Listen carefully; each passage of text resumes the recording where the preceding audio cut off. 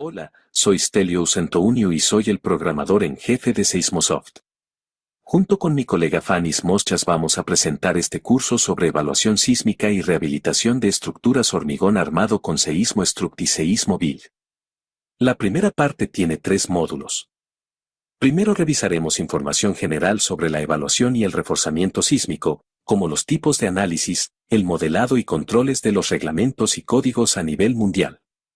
Luego revisaremos a detalle los tipos de análisis para continuar con las técnicas de reforzamiento, las estrategias para las intervenciones, que son las elecciones básicas que hacemos cuando queremos rehabilitar un edificio, y finalmente presentamos estudios de casos reales. Proyectos de reforzamiento reales. Luego, en la segunda parte que tiene 4 módulos, 2 para Seismobuild y 2 para Seismostruct, veremos cómo se pueden aplicar los procedimientos basados en código para la evaluación y el reforzamiento utilizando estos 2 paquetes de Seismosoft. Pero antes de continuar, debemos abordar las preguntas que podrían haber pasado por su mente al solicitar este curso, porque nos concentramos solo en edificios de concreto reforzado, y, ¿por qué no en otros tipos estructurales, como estructuras de acero o compuestas? Hay varias razones para eso. En primer lugar, estos edificios son los más vulnerables a los terremotos, especialmente los edificios más antiguos que se han construido sin especificaciones sísmicas, que consisten en la mayoría del stock de edificios. La razón principal de esta mayor vulnerabilidad es que en el pasado se han aplicado prácticas de diseño y construcción diferentes con respecto a las estrictas reglas actuales. La diferencia más importante es la falta de refuerzo de corte en construcciones más antiguas, que desempeña un papel dominante en el comportamiento sísmico de los edificios de concreto reforzado. Debido a esto, existen diferentes procedimientos para el diseño y la evaluación de edificios de concreto reforzado, lo que no es el caso de las estructuras de acero, por ejemplo. Para el caso de América, AC 41 a 17 versus ACI 318. Del mismo modo, EC 8, parte 3 versus EC 8, parte 1.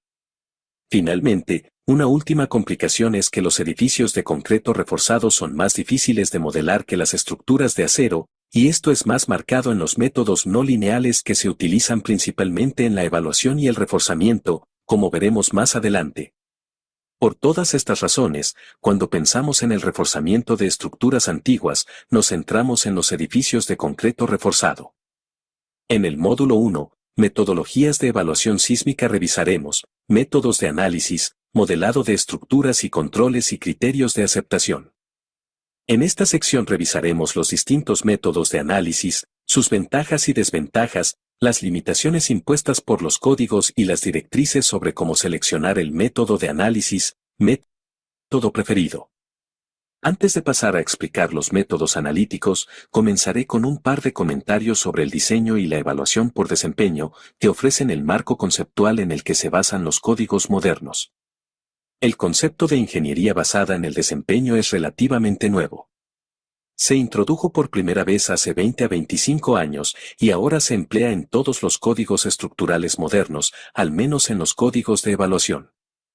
La idea principal detrás de la ingeniería basada en el desempeño es el uso de más de un nivel de desempeño, contrariamente a la práctica de diseño actual, que impone un nivel de desempeño principal, generalmente prevención de colapso, con requisitos limitados para el estado límite de capacidad de servicio. Todas las metodologías de evaluación que se encuentran en los códigos modernos se basan en esta filosofía, mientras que también hay una tendencia a cambiar gradualmente la filosofía de los códigos de diseño. Esta es una tabla básica para el código estadounidense que define los objetivos de desempeño. Un objetivo de desempeño es una combinación de un nivel de desempeño, algún nivel de daño sufrido por la estructura, ligero, moderado, severo, muy severo o cerca del colapso, y un peligro sísmico, sismo grande, moderado o incluso pequeño. Los diseñadores ahora pueden elegir, por ejemplo, más de un objetivo de desempeño, daños leves con terremotos pequeños y frecuentes, daños moderados con eventos moderados y daños significativos, pero sin colapso para eventos grandes. Todos los códigos que conozco tienen 3 o 4 niveles de desempeño diferentes, por ejemplo, AC41 y el código italiano tienen 4 niveles, mientras que el Eurocódigo 8 y el Código Sísmico griego tienen 3.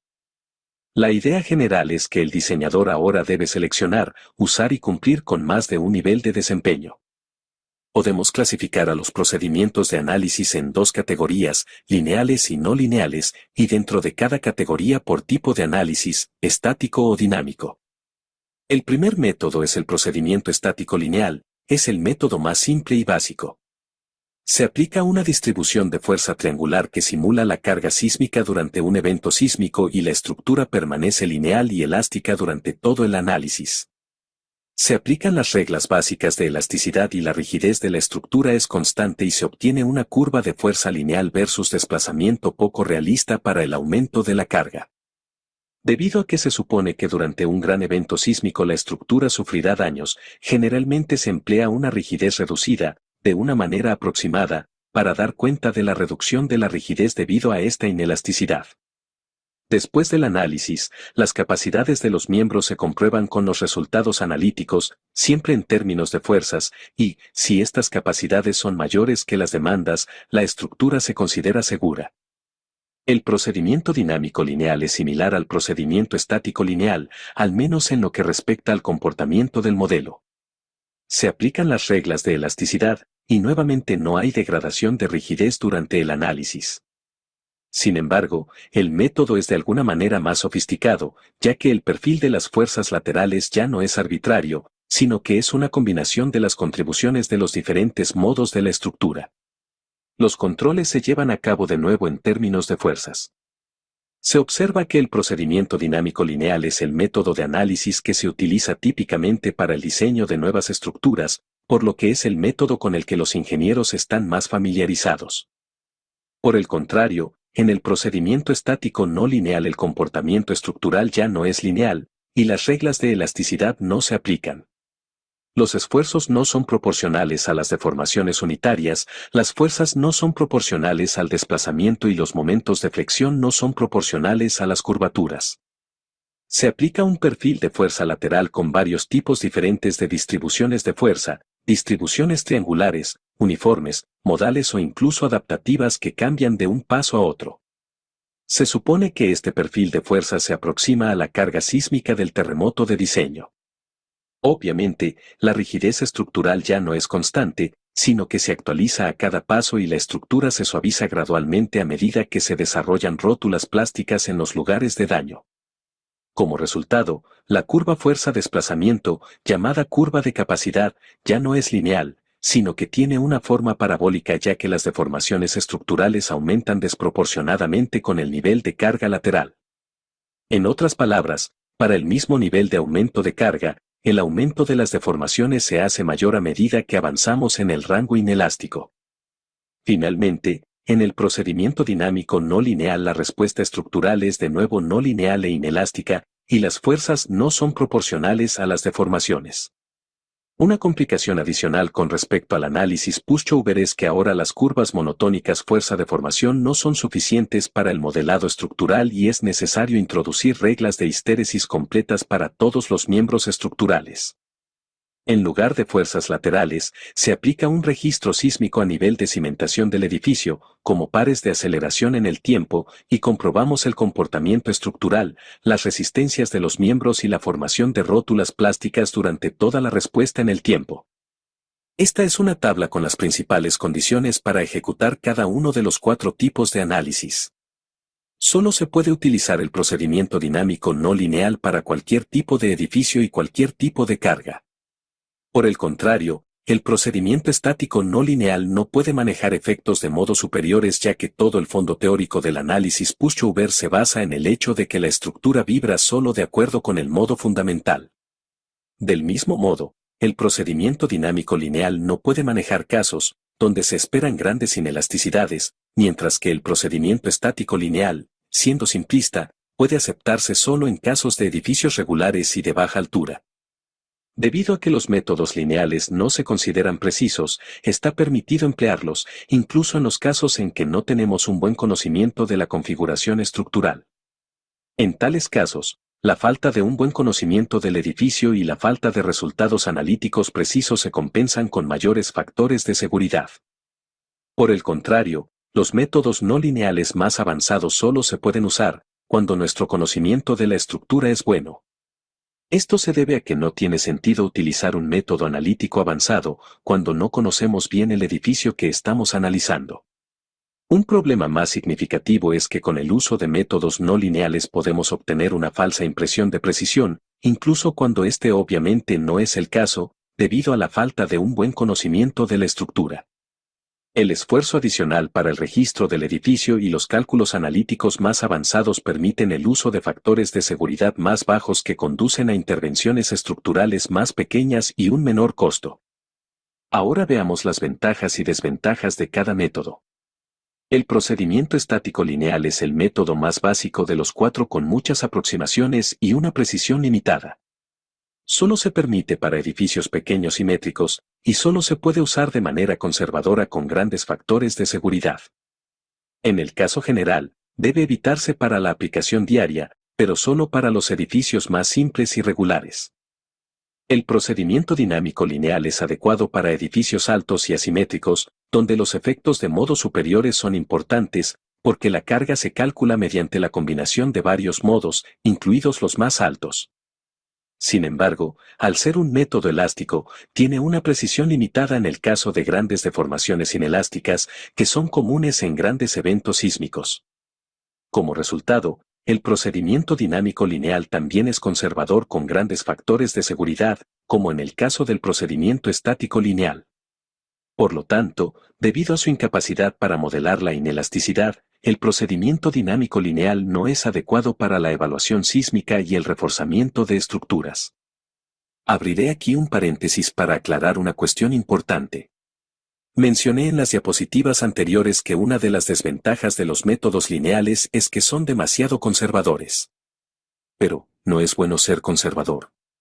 Bueno, la respuesta es sí y no.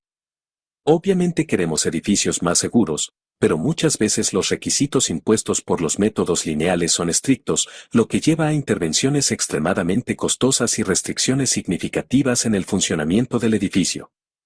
A menudo nos quedamos con dos opciones, ninguna de las cuales es atractiva. O demoler y reconstruir el edificio o no hacer nada, que es lo que la mayoría de los propietarios suelen hacer. Bueno, en tales casos, el uso de métodos no lineales tiene muchas ventajas. Este es un ejemplo característico de un edificio de 8 pisos que fue evaluado con análisis lineal, así como con análisis no lineal con seísmo Struct. En el primer caso se necesitaron intervenciones en 80 a 90 columnas en 5 pisos, mientras que con el análisis no lineal solo se necesitaron refuerzos en 8 columnas de un solo piso. Se observa que se trata de un caso bastante extremo, sin embargo, se puede esperar que las intervenciones requeridas con los procedimientos lineales sean 2 o 3 veces mayores con respecto a los procedimientos no lineales. Ahora cierro el paréntesis y paso al procedimiento estático no lineal.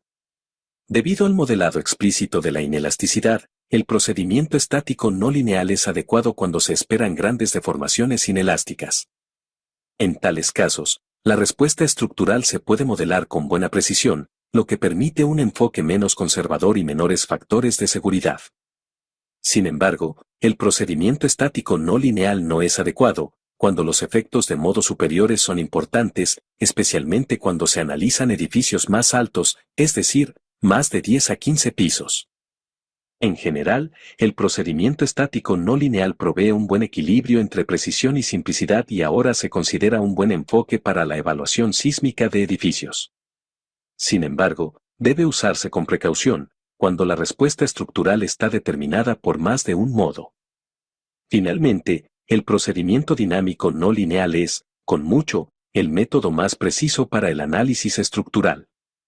Es capaz de modelar tanto el comportamiento inelástico del material como los efectos de modo superiores, y es adecuado para cualquier configuración estructural y cualquier carga sísmica. Por lo tanto, se puede aplicar con factores de seguridad más bajos y los miembros pasan más fácilmente las comprobaciones requeridas. Sin embargo, la principal desventaja del método es importante, es difícil de usar, ya que siempre se requieren conocimientos especializados, por ejemplo, en la selección de acelerogramas adecuados o la interpretación de los resultados. Por lo tanto, no es la primera opción para la oficina de diseño promedio, y su uso solo puede justificarse en proyectos grandes e importantes. Debido a las desventajas en el uso de los métodos lineales, para poder emplearlos en las metodologías de evaluación estructural necesitamos regularidad en la geometría, tanto en planta como en elevación, y una distribución aproximadamente uniforme de los daños en el edificio. Por ejemplo, AC41 requiere, la relación demanda-capacidad debe ser inferior a 2,0, lo que significa daños limitados en toda la estructura. No debe haber discontinuidades e irregularidades en el plano. No debe haber discontinuidades e irregularidades fuera del plano. No debe haber irregularidades de piso débil. No debe haber irregularidades en la resistencia a la torsión. Sin embargo, en la gran mayoría de los edificios existentes, especialmente los que se han construido en los años 70 o antes, es casi imposible cumplir con estos criterios. En el caso típico, tales edificios tienen irregularidades significativas en el plano y en la elevación, y se espera que experimenten daños graves en el terremoto de diseño. Debido a estas limitaciones, los métodos no lineales se han convertido en los métodos estándar para la evaluación estructural. En particular, el procedimiento estático no lineal, debido a la simplicidad en su aplicación. Cabe señalar de nuevo que en la mayoría de los casos es preferible realizar pruebas exhaustivas para lograr un mejor conocimiento de la estructura y hacer uso de los métodos no lineales menos conservadores junto con factores de seguridad más bajos. De tal manera, es mucho más fácil cumplir con los criterios de aceptación para todos los miembros estructurales. Tenga en cuenta también que los métodos no lineales se pueden emplear en el proceso de diseño de nuevos edificios de diferentes maneras. Por ejemplo, el procedimiento dinámico lineal se puede utilizar para el diseño y el cálculo del refuerzo requerido, mientras que el procedimiento estático no lineal se puede utilizar para una verificación final de integridad. Alternativamente, el procedimiento dinámico lineal se puede utilizar para cálculos a nivel global, mientras que el procedimiento estático no lineal se puede utilizar para las comprobaciones y cálculos a nivel local, es decir, para cada miembro. Y con esto podemos pasar a la siguiente sección, que trata sobre el modelado de estructuras concreto reforzado. Discutiremos sobre diferentes aspectos sobre el modelamiento de edificios concreto reforzado, analizando en cada caso los problemas y dificultades a los que normalmente nos enfrentamos. Este es un resumen de las cosas que vamos a discutir. Comenzaremos a partir de las cuestiones de modelado con respecto a los materiales y secciones y los miembros en general, señalando también que principalmente nos centraremos en el modelado no lineal en lugar de lineal, luego presentaremos el modelado de elementos estructurales particulares con problemas, como muros, escaleras, rellenos de mampostería y conexiones viga-columna. Y finalmente discutiremos algunos temas más avanzados, como empalmes o traslapes, deformaciones por corte, no linealidades geométricas y cimentaciones. Antes de seguir adelante, debe plantearse un punto importante. Contrariamente a los procedimientos de diseño, en todas las metodologías de evaluación deben definirse tanto la geometría como el refuerzo. Cabe recordar que analizamos los edificios existentes y comprobamos si mantienen un nivel de carga sísmico específico o no, y si no, qué miembros no están bien y necesitan actualización. En un procedimiento de diseño típico, el usuario especifica la geometría, ubicación y dimensiones de los miembros de concreto, y el programa realiza los cálculos necesarios para estimar el refuerzo necesario para cada miembro. Por el contrario, en un procedimiento de evaluación típico seguimos un enfoque diferente, mediante el cual tanto la geometría como el refuerzo son introducidos, y el programa calcula la capacidad del modelo estructural y sus miembros, y comprueba si son capaces de soportar la carga impuesta. Esta diferencia entre los dos enfoques, diseño y evaluación, es la razón principal por la que se han introducido diferentes regulaciones para cada uno de ellos, por ejemplo, AC41 versus ACI 318 para las normas estadounidenses, EC8, parte 3 versus EC8, parte 1 para los eurocódigos.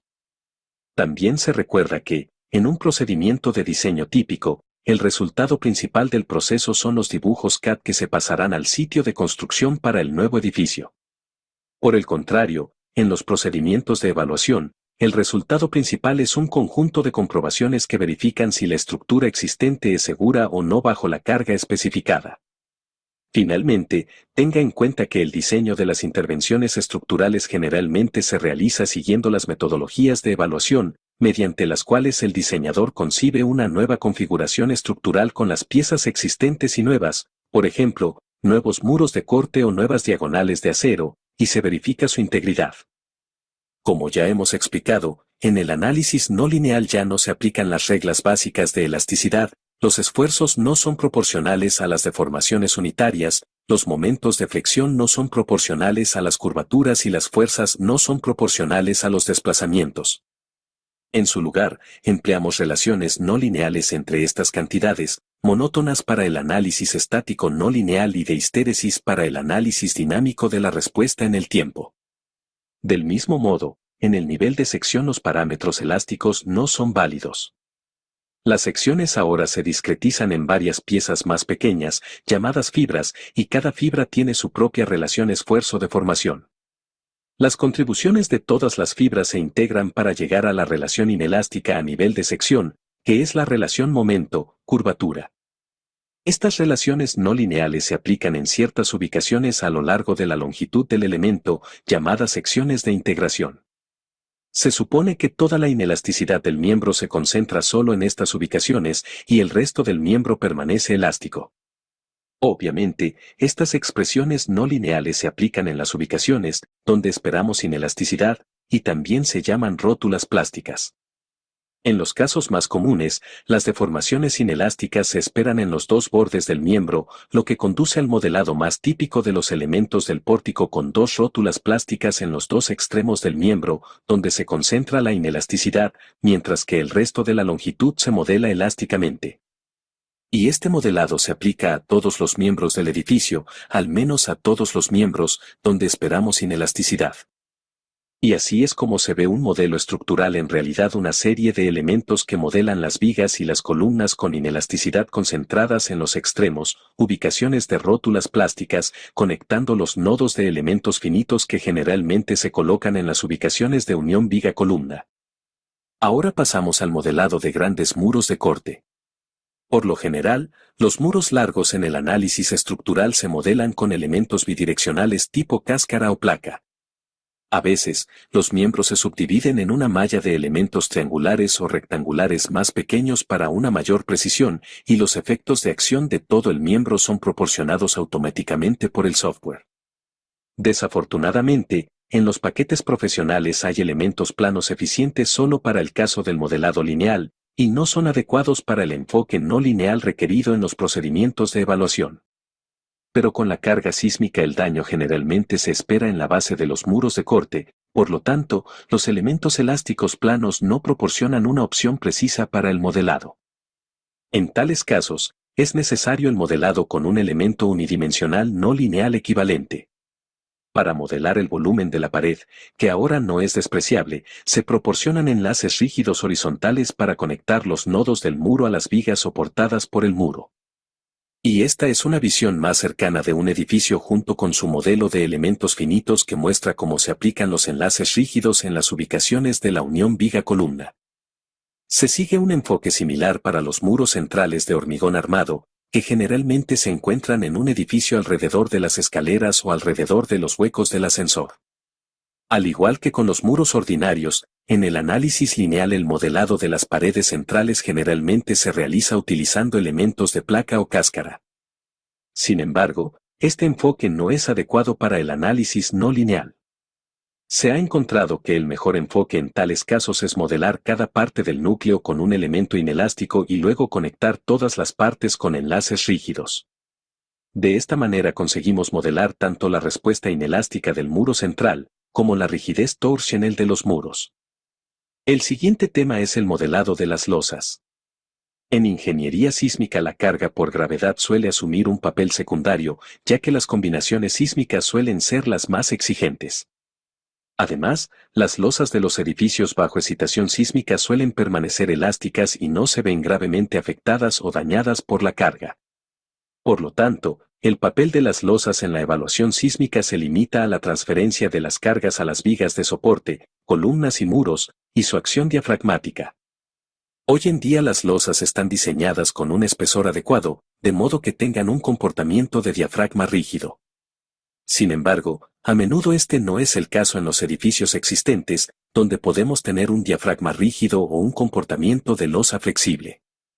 En el primer caso, el modelado se realiza con enlaces diafragmáticos especiales proporcionados por los paquetes de software, por lo que todos los nodos de la losa están conectados entre sí, con enlaces rígidos, y se comportan como un diafragma. En este último caso, la losa debe discretizarse a elementos de placa elástica más pequeños. Uno de los principales rompecabezas en el modelado estructural es siempre el modelado de las escaleras. ¿Deberíamos incluir escaleras en el modelo estructural y cómo? Para mostrar el efecto de las escaleras en el modelo estructural, mostraremos un ejemplo simple que ilustra cuando el modelado de escaleras puede ser importante. Tenemos 4 variaciones del mismo modelo, con I, sin escaleras y con I, sin muros centrales. Con un simple análisis de valor propio obtenemos los siguientes resultados para el periodo fundamental. Estos son los resultados para los modelos con los muros centrales. Vemos que la presencia de las escaleras juega un papel insignificante, ya que realmente no cambian el periodo fundamental en absoluto. Por el contrario, sin la presencia de los muros centrales, tener o no las escaleras cambia el periodo fundamental en más del 20%. Sin ahondar en demasiados detalles y explicaciones, generalmente se aplica la siguiente regla general: cuando tenemos grandes muros de corte en la estructura, la rigidez de las escaleras no tiene un efecto importante en la rigidez estructural general, y no hay necesidad de modelarlas. Sin embargo, cuando no tenemos muros de corte, las escaleras pueden jugar un papel importante en la respuesta estructural, y es recomendable incluirlas en el modelo estructural. Al igual que las losas, no se espera que las escaleras sufran daños graves durante un terremoto, por lo tanto, si se modelan, esto se hace típicamente con elementos elásticos. Ahora llegando al modelado de paredes de relleno. En general, se han propuesto varios modelos diferentes y se han incluido varios modelos de paredes de relleno en los diferentes paquetes de software. Estos. 1. Desde modelos simples con 2 puntales lineales en diagonal, hasta 2. Modelos elaborados con 2 o incluso 4 puntales diagonales no lineales para compresión y tensión, que trabajan junto con puntales de corte que explican la fricción entre el relleno y el pórtico de hormigón en el último caso. Por supuesto, los puntales de corte tienen diferentes reglas histéricas de los puntales debido a los diferentes mecanismos para transferir la carga en cada caso. Para ilustrar la importancia de las paredes de relleno, presentaremos un ejemplo sencillo con el mismo modelo estructural, con y sin rellenos. Con un simple pushover, se puede ver que la capacidad máxima ha aumentado de alrededor de 4.500 kN a casi 7.000 kN. Además, la rigidez inicial ha aumentado significativamente, se puede ver en la diferente pendiente de las curvas al comienzo de los ejes, pero también en la disminución en el periodo fundamental. También se observa que después de un cierto nivel de deformación los rellenos comienzan a fallar y la resistencia de la estructura se reduce drásticamente y se acerca a la del pórtico desnudo, de 7.000 kN a menos de 5.000 kN. Además, si uno lleva a cabo todo el procedimiento de análisis pushover para calcular el desplazamiento objetivo y hacer las comprobaciones de capacidad, se obtiene la siguiente imagen. Primero, para el caso sin rellenos, el desplazamiento objetivo para el estado límite de daño significativo es de alrededor de 3.8 cm, en ese momento del desplazamiento, hasta 10 miembros han fallado en los controles de corte. Sin embargo, con el modelo con relleno, el desplazamiento objetivo es solo el 25% del modelo sin rellenos. A ese nivel de deformación, menos de 1 centímetro, no hay fallas en los miembros y la estructura es segura. Se observa que en este ejemplo los rellenos son relativamente fuertes para fines ilustrativos, y este no es siempre el caso, pero el ejemplo puede dar una buena impresión del efecto que los rellenos pueden tener en las construcciones más antiguas. Si ejecutamos análisis dinámicos con los mismos modelos obtenemos una imagen similar. El desplazamiento máximo con los rellenos es aproximadamente 1/3 que sin los rellenos. Veamos los vídeos con la carga dinámica con y sin los rellenos. Primero el pórtico desnudo.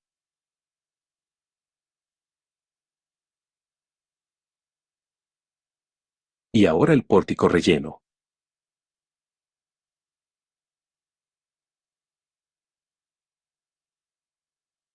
Las principales conclusiones que se pueden obtener son las siguientes. Con el pórtico desnudo obtenemos desplazamientos más grandes y más fallas de miembros. Con el pórtico relleno se desarrollan algunas deformaciones torsionales.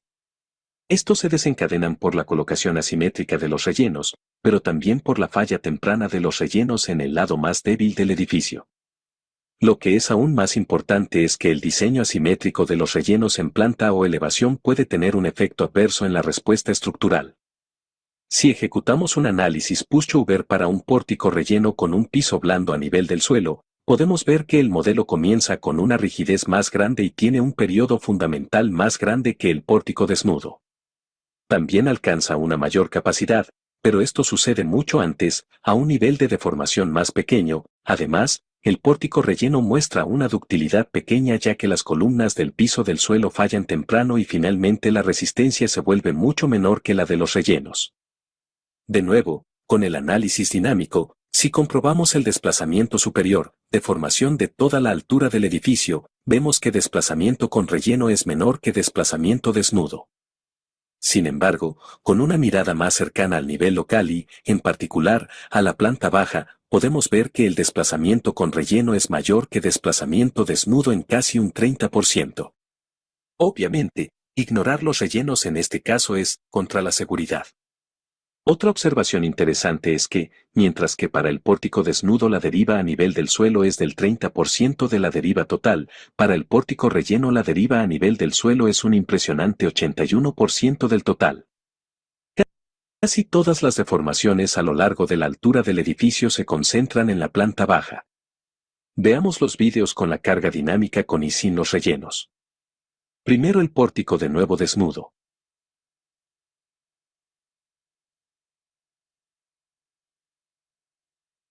Y luego el pórtico con la débil planta baja.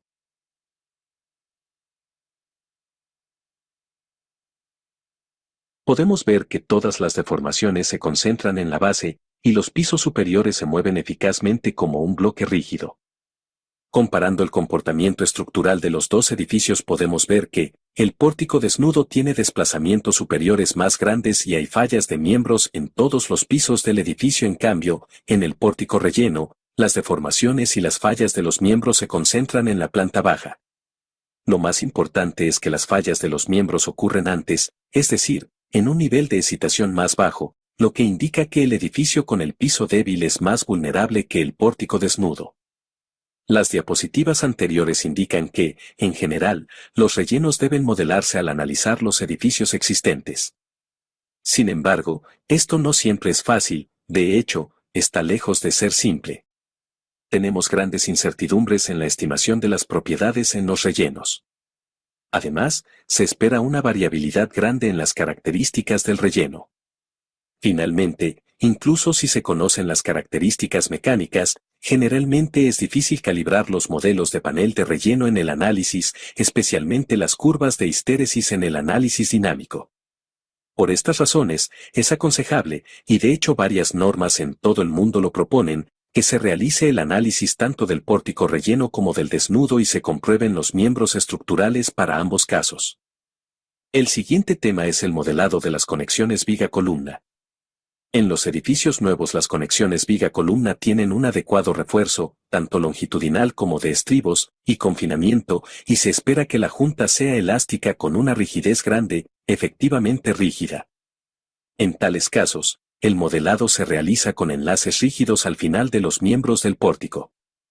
Por el contrario, en los edificios existentes, las conexiones viga-columna tienen refuerzos y empalmes inadecuados, por lo que no son rígidas ni elásticas. ¿Qué tipo de modelado aplicamos en estos casos? Pues, esta no es una tarea fácil. Hay elementos inelásticos especiales para el modelado de las articulaciones que pueden ser precisos. Sin embargo, han sido desarrollados principalmente para el caso 2D, aumentan mucho el esfuerzo, tanto el analítico como también para la entrada y calibración de los datos estructurales, y se utilizan principalmente en investigación. No son adecuados para aplicaciones prácticas. Además, los elementos de enlace, elásticos o incluso inelásticos, se pueden unir al final de los enlaces rígidos en las conexiones para modelar la flexibilidad adicional. Pero con este modelado, También es difícil calibrar los elementos del resorte. En general, sin embargo, estas técnicas avanzadas de modelado solo pueden justificarse cuando el comportamiento de histéresis de las conexiones viga-columna afecta considerablemente a la respuesta estructural a nivel global. En todos los demás casos, un modelado simple con enlaces rígidos podría ser suficiente. Otra opción, simple pero muy aproximada, podría ser no agregar el desplazamiento rígido en las conexiones viga-columna, y esta mayor flexibilidad del elemento de pórtico más largo podría explicar la flexibilidad adicional de la junta. Llegamos al modelado de la pérdida de adherencia. Para los edificios nuevos, la pérdida de adherencia no es un problema.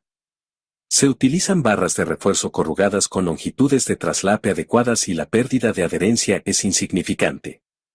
Por el contrario, este no es el caso de los edificios existentes, donde las barras de refuerzo son lisas, con longitudes de traslapes pequeñas, son comunes y la pérdida de adherencia es un gran problema. Hay dos formas de modelar la pérdida de adherencia en un modelo estructural. En primer lugar, el deslizamiento de la barra puede considerarse en la deformación de las uniones viga-columna. Esta es la representación más precisa, sin embargo, las curvas de enlace son difíciles de calibrar. De ahí que este tipo de modelización vuelva a estar justificada en casos especiales o actividades de investigación. En segundo lugar, se podría simplemente reducir de una manera aproximada la rigidez del acero de refuerzo en un factor del 20 a 30%. Nótese que estos dos métodos se proponen para los cálculos analíticos con el fin de modelar la respuesta estructural y calcular correctamente la demanda sobre los elementos estructurales. Sin embargo, lo que es mucho más importante es considerar siempre el deslizamiento de barras en las comprobaciones y en el cálculo de las capacidades de rotación de cuerdas de los miembros a través de las expresiones relevantes de los códigos. De manera similar, el efecto de las deformaciones por corte en los miembros estructurales es difícil de modelar en aplicaciones prácticas y en la mayoría de los casos se omite. Esto se debe a que es difícil calibrar los modelos de curva para tener en cuenta las deformaciones por corte en el modelado de rótulas plásticas, o es completamente imposible incluirlos en modelos basados en fibra. Sin embargo, la capacidad de corte, en términos de fuerzas, siempre debe calcularse y contabilizarse en los controles.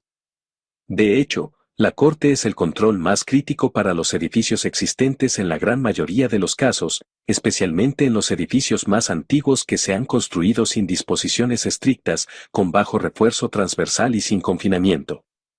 El siguiente tema son las no linealidades geométricas. De acuerdo con todas las normas, las no linealidades geométricas, grandes desplazamientos, grandes rotaciones y efectos P-delta, siempre deben considerarse en el análisis. Esta es la opción predeterminada en la mayoría de los paquetes modernos para el análisis inelástico como Seismostruct, y de hecho, es fácil para los usuarios activarla. En la mayoría de los casos, lo único que debe hacer es seleccionar esta opción desde la configuración del programa. Llegando ahora al modelamiento de la cimentación, hay dos cosas a considerar en el análisis no lineal con respecto al sistema de cimentación del edificio, y, en primer lugar, la flexibilidad de la base. Las opciones posibles son modelar la flexibilidad de las zapatas con elementos de enlace elásticos o inelásticos, o en el caso de soportes relativamente rígidos, fijar completamente los nodos de soporte. 2. En segundo lugar, los criterios de verificación y aceptación de la cimentación, es decir, verificar si el sistema de cimentación funciona de manera elástica, como se espera, o falla. En primer lugar, hagamos algunos comentarios generales sobre el problema. En terremotos recientes ha habido pocos casos de fallas de la cimentación, y estos casos están relacionados principalmente con razones irrelevantes para la vibración estructural, por ejemplo, licuefacción del suelo o estabilidad de taludes. Además, la respuesta dinámica de las zapatas es un fenómeno complejo que requiere habilidades en mecánica de suelos, ingeniería de cimentaciones, dinámica estructural e interacción de suelo-estructura. Finalmente, las intervenciones de reforzamiento en el sistema de cimentación son un trabajo disruptivo y costoso, ya que requiere excavaciones en todo el edificio a nivel del suelo, y a menudo la evacuación del edificio. Además, la estimación de la capacidad de cimentación sísmica, dinámica, es difícil de calcular matemáticamente, una tarea que se vuelve casi imposible cuando se trata del reforzamiento de cimientos con ensanchamientos, incluso para el caso de una base aislada. Las cosas se complican aún más en el caso del refuerzo de la base con zapatas ensanchadas, que están conectadas con vigas de conexión y zapatas corridas. Por todas estas razones, pocos casos de falla de cimentación, un tema complejo, dificultades en el modelado y el cálculo de la capacidad, y el hecho de que es una tarea disruptiva, el modelado de cimientos muchas veces es ignorado por los ingenieros. La comunidad académica está progresando en este frente, se ha llevado a cabo un trabajo significativo de investigación hasta ahora, pero aún queda demasiado trabajo por hacer. Si todavía necesitamos o queremos llevar a cabo nuestros controles en el nivel básico, se puede aplicar la siguiente regla general. Para las zapatas existentes sin refuerzo, podemos calcular las fuerzas que actúan sobre los cimientos a partir del análisis, lineal o no lineal, y luego realizar las comprobaciones típicas que se encuentran en las metodologías de diseño. Para las zapatas ensanchadas podemos tratarlas en el análisis como una zapata lisa sin camisa con el tamaño de la chaqueta, ignoramos el refuerzo de la zapata existente y distribuimos el refuerzo calculado solo a la porción de la nueva zapata. Esta es una imagen típica del reforzamiento de las zapatas con ensanchamiento y vigas de conexión entre ellas. Así que llegando a la pregunta crucial, ¿qué tan significativas son nuestras decisiones de modelado? La respuesta corta a esta pregunta es mucho. Sin embargo, todos los parámetros de modelado no son igualmente importantes. No es lo mismo modelar incorrectamente el comportamiento de histéresis de un muro de corte y una pequeña losa o una pared de relleno débil e insignificante. Las siguientes tablas proporcionan un breve resumen de todas las cosas que discutimos en las diapositivas anteriores. Primero, los elementos del pórtico, las columnas y las vigas, siempre deben ser modelados y es fácil hacerlo, hemos desarrollado modelos buenos y confiables para eso. Tenga en cuenta que el modelado no lineal debe emplearse para aquellos miembros que esperamos que tengan deformación inelástica, este es también el caso de las paredes y las paredes centrales. El modelado de losas en nuevas estructuras es fácil y se puede hacer con diafragma rígido. En cambio, el modelado de losas en estructuras existentes a veces puede requerir elementos lineales 2D, cuando las losas son flexibles. Para las escaleras no siempre es fácil tener un modelado correcto, aunque deben ser modeladas y afectan a la rigidez lateral del edificio. Para las paredes de relleno, es bastante difícil modelarlas correctamente, y a veces, si tenemos una distribución bastante simétrica de rellenos en todo el edificio, puede ser seguro ignorarlos. Sin embargo, con distribuciones asimétricas siempre se deben considerar los rellenos. Para las conexiones de vigas, columnas de edificios nuevos, es fácil incluirlas en el análisis, pero este no es siempre el caso de las conexiones flexibles en edificios existentes. Del mismo modo, con la pérdida de adherencia, no se requiere modelarlo en edificios nuevos, pero es difícil modelarlo en construcciones más antiguas. Para las deformaciones por corte es difícil calcularlas, pero esto no siempre es necesario. Por el contrario, siempre se deben realizar comprobaciones de la capacidad de corte. Para las no linealidades geométricas, es fácil incluirlas en el análisis y esta debería ser la opción predeterminada. Finalmente, para el sistema de la cimentación, en general es extremadamente difícil hacer un modelado preciso, pero en algunos de los casos, podría estar bien ignorarlo. Tenga en cuenta que muchas veces, es mucho más seguro dejar que el programa decida el modelado estructural de ciertos componentes en función de los parámetros estructurales y no dejar que los usuarios relativamente inexpertos hagan la calibración. Esta es nuestra filosofía en Seismosoft. Veremos esto en los próximos módulos. En Seismostruct y Seismobuild, donde hemos añadido una automatización significativa, una gran parte del modelado puede ser propuesto automáticamente por los dos programas. Ahora pasemos a la tercera sección del módulo de hoy, que trata sobre las comprobaciones que realizamos en un procedimiento de evaluación típico y los criterios de aceptación de los componentes de la estructura. En esta sección discutiremos algunos conceptos nuevos que no están presentes en las metodologías de diseño, la clasificación de los miembros estructurales y de las acciones que actúan sobre ellos, la resistencia de esperadas y mínimas de materiales o el nivel de conocimiento y el factor de conocimiento. Al final, Describiremos y discutiremos las verificaciones de capacidad requeridas que hacemos en los edificios de concreto reforzado. Pero primero demos algunas definiciones básicas. De acuerdo con AC41, un componente es una parte de un sistema arquitectónico, mecánico, eléctrico o estructural de un edificio. Los componentes son las diferentes partes del edificio o del modelo estructural, las vigas, las columnas, los diafragmas o las paredes de relleno. Una acción es un momento interno, corte, torque, fuerza axial, deformación, desplazamiento o rotación correspondiente a un desplazamiento causado por un grado estructural de libertad. En otras palabras, las acciones son todas las cargas y deformaciones que actúan sobre un componente en particular. Cabe señalar que los códigos especifican qué acciones deben verificarse para cada tipo de componente y los ingenieros no son libres de realizar comprobaciones simplemente en función de su juicio ingenieril. Además, se evaluará la aceptabilidad de las acciones de fuerza y de deformación para cada componente de la estructura. Los ingenieros no son libres de verificar solo miembros específicos, es decir, aquellos que sienten que son los más importantes.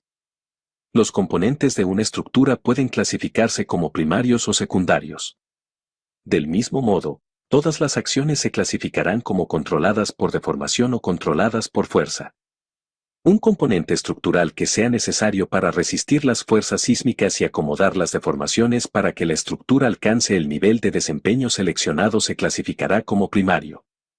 En su lugar, un componente estructural que acomode las deformaciones sísmicas pero que no esté obligado a resistir las fuerzas sísmicas para que la estructura alcance el nivel de desempeño seleccionado se clasificará como secundario. En otras palabras, como primario se designan los componentes en los que el ingeniero se basa para resistir los efectos del terremoto especificado. Como secundario se designan los componentes en los que el ingeniero no se basa para resistir los efectos del terremoto especificados. Por lo general, se utiliza la designación secundaria cuando los componentes no agregan de manera considerable o confiable a la resistencia a los terremotos. Se observa que esta designación de componentes primarios y secundarios se ha introducido para permitir cierta flexibilidad al ingeniero en el proceso de evaluación y rehabilitación. Algunos ejemplos de componentes secundarios son, donde un componente no estructural no contribuye de manera significativa o fiable a resistir los efectos del terremoto en cualquier dirección, por ejemplo, una partición de yeso. Cuando un componente estructural no contribuye de manera significativa o confiable a resistir los efectos del terremoto en cualquier dirección, por ejemplo, un pórtico interior de losa columna con grandes muros en el perímetro. Cuando un componente, destinado en el diseño original del edificio a ser primario, se deforma mucho, más allá del punto donde puede resistir los efectos del terremoto. Por ejemplo, una viga de acoplamiento entre dos grandes muros. En tales casos, la viga puede designarse como secundario, y se le permite deformarse más allá de sus límites útiles. En cualquier caso, sin embargo, el daño sufrido no debe dar lugar a la pérdida de la capacidad de carga por gravedad de la viga. Todos los demás componentes se consideran primarios. Todas las acciones se clasificarán como controlada por deformación, que tienen mecanismos de falla dúctil, pueden funcionar bien en el rango inelástico y tienen curvas de carga de formación de tipo 1. O controlada por fuerza, que tienen mecanismos de falla no dúctiles y frágiles como la curva tipo 3. Aparte de la curva de tipo 1 y tipo 3, existe un tercer tipo de curva, tipo 2, que describe comportamientos estructurales que se encuentran en algún lugar entre las acciones controladas por deformación completa y controladas por fuerza. La clasificación como deformación o acción controlada por fuerza no depende del ingeniero. Las acciones controladas por deformación se especifican explícitamente en los códigos, mientras que todas las demás acciones se consideran controladas por fuerzas. Los tipos de curva 1, 2 y 3 son casos específicos de la curva generalizada de fuerza de formación que se utiliza para describir la respuesta de cualquier componente que está sometido a una acción específica. La respuesta comienza con la parte lineal y elástica de la curva entre el punto A y el punto B, que es la fluencia. La parte entre el punto B y el punto C representa los efectos de endurecimiento por deformación, y su pendiente es un pequeño porcentaje de la pendiente elástica, hasta un 10%. El punto C es la resistencia máxima del componente, y después de esto se produce una degradación significativa de la fuerza. Más allá del punto D, tenemos la resistencia residual hasta el punto E, después del cual no queda resistencia para el componente. Se observa que los diferentes niveles de desempeño del componente se pueden mostrar en la curva generalizada de fuerza de deformación, como puntos en los diferentes niveles de deformación. Un ejemplo de una acción típica controlada por deformación es el comportamiento de flexión de los miembros sin una carga axial significativa como vigas. Un ejemplo de una acción controlada por fuerza es el comportamiento de corte de cualquier miembro, curva de tipo 3. Algunos comentarios sobre las acciones.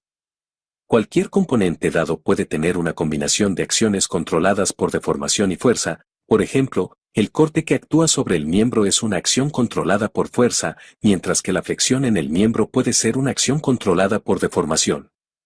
Los códigos especifican qué acciones deben verificarse para cada tipo de componente, y los ingenieros no son libres de realizar comprobaciones simplemente en función de su juicio de ingenieril. Para algunos componentes, es conveniente prescribir criterios de aceptación en términos de deformación, como rotaciones de rótulas. Este es el caso de miembros delgados como columnas y vigas. Para otros, sin embargo, es más conveniente dar criterios en términos de relaciones de deformación o desplazamientos relativos. Por ejemplo, este es el caso de los grandes muros de corte. En las curvas generalizadas fuerza versus deformación, QY representa el límite del desempeño del componente. Cuando la evaluación del comportamiento de las acciones controladas por deformación QY se expresa en términos de la resistencia esperada, media, del componente QCE. En su lugar, para las acciones controladas por fuerza, se utilizará una estimación del límite inferior de la resistencia del componente QCL, resistencia mínima. Típicamente, QCL es la media menos una desviación estándar de la resistencia de un componente. En este punto, es importante hacer una distinción crucial entre materiales existentes y nuevos. En los materiales existentes de la estructura, como el hormigón y el acero en vigas y columnas existentes, podemos estimar directamente las resistencias del material a partir de pruebas que nos dan la media y la desviación estándar de la muestra. Por el contrario, no existen nuevos materiales durante el proceso analítico y se construirán en una etapa posterior. Los nuevos materiales son, por ejemplo, las barras de refuerzo de hormigón y acero de los nuevos muros de corte o en los ensanchamientos para el reforzamiento de los miembros existentes. Para nuevos materiales consideramos en el análisis el valor característico o valor nominal, a partir del cual podemos estimar el valor medio multiplicándolo por un factor gamma que se suele prescribir en las normas. El valor medio de resistencia, para materiales existentes, y el valor característico multiplicado por gamma, para materiales nuevos, se consideran las resistencias esperadas de los materiales. Del mismo modo, la media menos una desviación estándar, para los materiales existentes, y el valor característico, para los nuevos materiales, se consideran la resistencia mínima o del límite inferior de los materiales. Aquí hay un ejemplo simple. Supongamos que, en un proyecto de reforzamiento, tenemos materiales existentes y nuevos. Para el hormigón existente tomamos muestras y realizamos pruebas para calcular el valor medio y la desviación estándar. La resistencia mínima será la media menos la desviación estándar, mientras que la resistencia esperada será igual al valor medio. Para los materiales nuevos, en cambio, solo podemos especificar su grado. Por ejemplo, para un concreto C20-25, su valor nominal, característico, será de 20 MPa, que es la resistencia mínima. La resistencia esperada es 20 veces gamma, es decir, 30 MPa. Otro concepto importante en la evaluación estructural que no está presente en los procedimientos de diseño es el nivel de conocimiento y los factores de conocimiento correspondientes. Para tener en cuenta la incertidumbre en la recopilación de los datos as-built, se selecciona un factor de conocimiento, kappa, teniendo en cuenta el proceso de recopilación de datos, el objetivo de desempeño y el procedimiento de análisis. En la mayoría de los códigos estructurales se consideran tres niveles de conocimiento. El nivel mínimo de conocimiento que indica un nivel mínimo de conocimiento. El nivel de conocimiento habitual que indica un nivel de conocimiento habitual. El nivel de conocimiento integral que indica un nivel de conocimiento integral. El factor de conocimiento se utiliza para expresar la confianza con la que se conocen las propiedades de los componentes del edificio, al calcular las capacidades de los componentes. Por ejemplo, tiene en cuenta cosas como, que también conocemos la geometría de la estructura. Que también conocemos el refuerzo de los miembros. ¿Tenemos dibujos? ¿Son correctas? ¿Lo hemos comprobado? ¿Tenemos detalles sobre el refuerzo de corte? ¿Que también conocemos la resistencia del hormigón? ¿Hemos realizado pruebas? ¿Son representativos los miembros de los que tomamos especímenes? ¿Hay una gran variación de la resistencia del hormigón entre los miembros? ¿Que también conocemos la resistencia del acero? ¿Hemos realizado pruebas? Por último, pero no menos importante, ¿que también conocemos el sistema de cimentación del edificio? Tenga en cuenta que, en los edificios más antiguos, la construcción de las zapatas se realizó con mano de obra deficiente y mala supervisión. En tales casos, realmente debemos tener mucho cuidado. La selección del nivel de conocimiento y el valor del factor de conocimiento se establecen a partir del conocimiento que tenemos sobre la estructura en función de nuestro acceso a documentos de construcción originales, la captura geométrica precisa del diseño del edificio, la captura precisa del refuerzo y las pruebas destructivas o no destructivas de componentes representativos. Cuidado, esta no es una tarea fácil. De hecho, es difícil y requiere mucho tiempo. Aquí hay un ejemplo simple. Este es un proyecto de reforzamiento que llevamos a cabo recientemente. Es un hotel en Grecia, construido a principios de los años 70.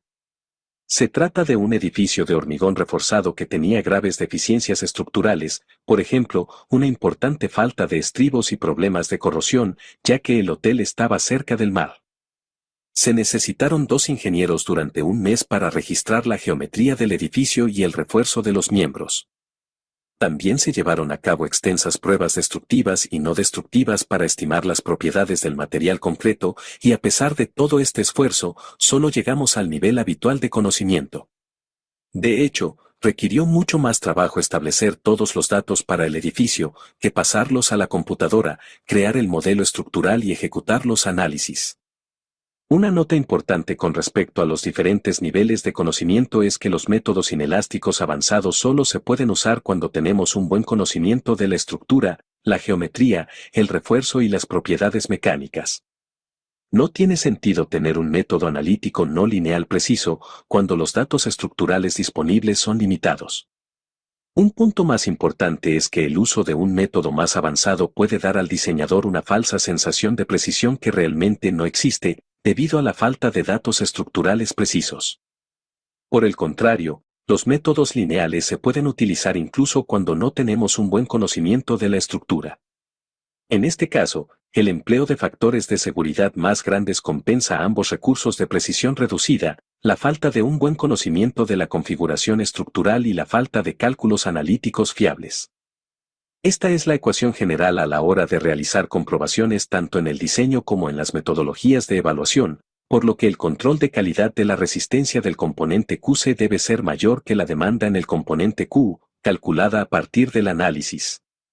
Esta ecuación general se convierte en: para acciones controladas por deformación, QC debe ser mayor que QD, donde QC es la capacidad esperada, QD es la demanda para las acciones controladas por deformación. En cambio, para las acciones controladas por fuerza deberíamos tener QCL más grande que QF, donde QCL es la capacidad mínima y QF es la demanda para las acciones controladas por fuerza. Ahora, llegando específicamente a los métodos lineales de análisis, las comprobaciones siempre se realizan en términos de fuerzas tanto para la deformación como para las acciones controladas por fuerza. Para las acciones controladas por deformación, los componentes, demanda, QD se calcularán a partir del análisis lineal. Por el contrario, para las acciones controladas por fuerza, los componentes, demanda, QF se calcularán a partir de consideraciones de diseño de capacidad, utilizando la resistencia esperada de los componentes que entregan fuerza al componente en consideración, de modo que nos aseguremos de evitar un tipo de falla frágil. Tenga en cuenta que los análisis en los métodos lineales siempre se realizan con la rigidez reducida y agrietada de los miembros. Esta rigidez reducida siempre es proporcionada por tablas en las normas. Para las acciones controladas por deformación, la capacidad de los componentes se basará en las resistencias esperadas del componente QCE o kappa veces QCE, donde kappa es el factor de conocimiento. Para las acciones controladas por fuerza, la capacidad de los componentes se basará en la resistencia mínima del componente QCL o Kk veces QCL.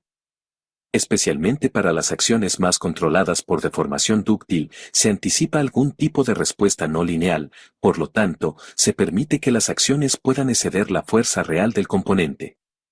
Esto se logra a través de los llamados factores M. Los factores M son factores de modificación de la capacidad, representan la ductilidad esperada asociada con una acción controlada por deformación en el nivel de desempeño seleccionado, y son una medida indirecta de la capacidad de deformación no lineal del componente. Son de alguna manera similares a los factores Q, bien conocidos, con la importante diferencia de que los factores M se basan en componentes en lugar de basarse en la estructura. En consecuencia, las capacidades para las acciones controladas por deformación se definirán como el producto de los factores M, los factores kappa y las resistencias esperadas, QCE. Los factores M especifican la inelasticidad permitida en cada miembro estructural y, por ejemplo, en AC41, están dados por tablas para cada tipo estructural. Aquí hay una tabla típica para columnas de hormigón armado.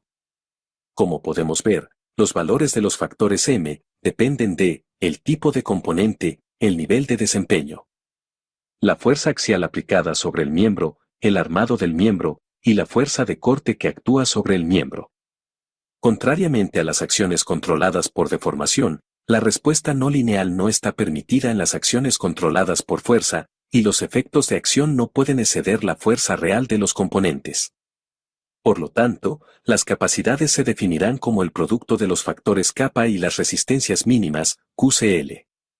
Se observa nuevamente que la demanda en el componente QF debe calcularse con un enfoque de diseño de capacidad, considerando la fuerza esperada de los componentes que entregan fuerza al componente que estamos verificando. Ahora, volviendo a los métodos no lineales, una diferencia importante con respecto a los métodos lineales es que para las acciones controladas por deformación las comprobaciones se realizan en términos de deformaciones, no de fuerzas. Las capacidades de los componentes son deformaciones inelásticas permisibles que se determinan teniendo en cuenta todas las fuerzas y desplazamientos coexistentes en el miembro. Las demandas de los componentes son deformaciones que se calcularon directamente a partir del análisis no lineal. En las acciones controladas por fuerza, en cambio, los controles se siguen llevando a cabo en términos de fuerzas. Las capacidades de los componentes se toman como resistencias mínimas que se determinan teniendo en cuenta todas las fuerzas y deformaciones coexistentes en el miembro. Sin embargo, lo que es diferente con respecto a los métodos lineales es que las demandas de los componentes se calculan directamente a partir del análisis no lineal. Las demandas no se determinan a partir de consideraciones de diseño de capacidad, como en los métodos lineales, ya que la inelasticidad se explica explícitamente por el método de análisis y el concepto de diseño de capacidad ya no es necesario. Ahora llegando a las comprobaciones básicas que hay que hacer en un procedimiento de evaluación típico, partimos de las comprobaciones de cortante. Este es el control más común, el más importante y, por lo general, el más crítico que se lleva a cabo en las metodologías de evaluación. Esto se debe a la falta significativa de reforzamiento de corte en construcciones más antiguas. Para los componentes con bajas demandas de ductilidad, las resistencias al corte se calculan siguiendo los procedimientos para una respuesta elástica efectiva para el diseño de corte típico de ACI 318. Para los componentes con demandas de ductilidad de moderada a alta, las resistencias al cortante se calculan de acuerdo con los procedimientos para componentes dúctiles de ACI 318, empleando consideraciones de diseño de capacidad. Especialmente para las columnas, que son los miembros más críticos, AC41 también proporciona una ecuación para la capacidad de corte tanto para unidades del sistema internacional como para unidades imperiales. La primera parte de la expresión es la contribución del acero de refuerzo, mientras que la segunda parte es la contribución del concreto y la fuerza axial.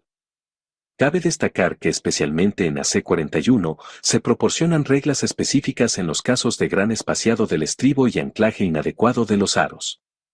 Cuando el espaciado es grande y los aros no están bien anclados en el núcleo de hormigón, se proporcionan reglas específicas y se considera que el refuerzo transversal es parcialmente efectivo o totalmente ineficaz para llevar la demanda de corte en el componente. En este caso solo se consideran los aportes del concreto y de fuerza axial, por lo que la capacidad de corte se vuelve baja. En cambio, la flexión es en general una acción controlada por deformación y, como se mencionó anteriormente, las comprobaciones en los procedimientos no lineales se llevan a cabo en términos de deformaciones. En el caso general, la rotación de la rótula plástica se selecciona como la cantidad a verificar. De nuevo, la capacidad en AC41 se proporciona en las tablas. Los parámetros que afectan a la capacidad son los niveles de desempeño, el comportamiento de corte o flexión del miembro, así como otros parámetros, como los traslapes del refuerzo, el refuerzo longitudinal y de corte, y la demanda de corte en el miembro. C y NC se refieren a los detalles de refuerzo transversal, y significan si el miembro cumple y no cumple con las regulaciones sísmicas. Y estos son los valores tabulados para la capacidad de rotación de la rótula plástica. La interpolación lineal se utiliza para los valores entre los valores propuestos. Se observa que en la misma tabla también se dan los parámetros de modelado para la curva de fuerza de formación generalizada, de modo que para permitir el modelado más fácil de los miembros por parte de los ingenieros. Y de esta manera los niveles de desempeño se definen fácilmente directamente sobre las curvas fuerza de formación de cada miembro. En particular para muros de hormigón armado. Si los muros están controlados por flexión, las comprobaciones se realizan de nuevo en términos de la rotación plástica del miembro. Si, en cambio, los muros están controlados por corte, los controles se llevan a cabo en términos de la relación de deriva lateral. Por último, hay comprobaciones para las conexiones viga-columna. Esta es una acción controlada por fuerza y los controles se llevan a cabo en términos de fuerzas, generalmente en términos de la fuerza de corte de la conexión. Y con esto concluimos el primer módulo de nuestro curso sobre la evaluación sísmica y rehabilitación de estructuras de hormigón armado con Seismostruct y Seismobuild. En el siguiente módulo nos centraremos más en los métodos de análisis no lineales, el procedimiento estático no lineal, que se basa en el análisis pushover, y el procedimiento dinámico no lineal, que se basa en el análisis dinámico no lineal de respuesta en el tiempo. Se presentarán en detalle los métodos, se explicarán sus antecedentes teóricos y se discutirán sus ventajas, desventajas y limitaciones.